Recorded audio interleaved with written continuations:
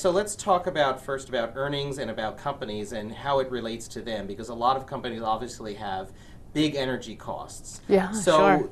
Let's talk about that. How is that going to affect earnings, and what should we see or look to see going forward? One of the very common mistakes that investors continue to make is they head to the pump and then they see that gas prices are headed down and they say, this has to be a great thing for households. Right. Lots of extra money to spend. So the stocks that they tend to like are consumer discretionary, all these names. Yes, they say, look, people like are going to buy more. Yep. And then they stop their analysis. And that's only half the story. Right. The other very important part of the story is that the biggest consumer of electricity, of energy, is companies. Right. In fact, if you think about it, if you look at all of the sectors within the S&P 500, every possible sector, and you say which two are the most important to business growth, well, it's two that come up all the time. Right. The first is technology, because any company in the world needs technology. But similarly, all companies need energy. Right. So energy is not as important input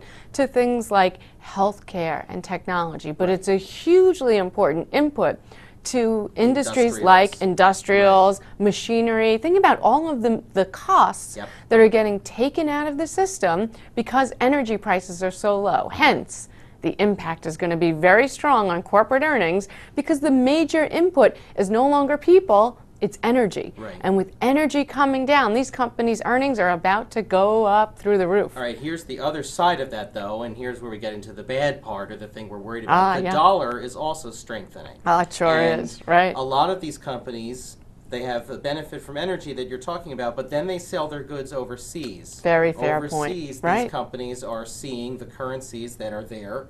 Those are weakening, the dollar is strengthening. How does this affect them now? One of the very important things that we need to focus in on is there are, within the S&P 500, let's call it 20% of the companies with significant non-dollar exposure. Big companies like McDonald's and Walmart, they are all over the world. So for them, the strong dollar is very detrimental. In other words, the strong dollar is really going to hurt them because they're selling burgers in yen and euro, right? And then converting it back to dollar for their earnings, not so hot.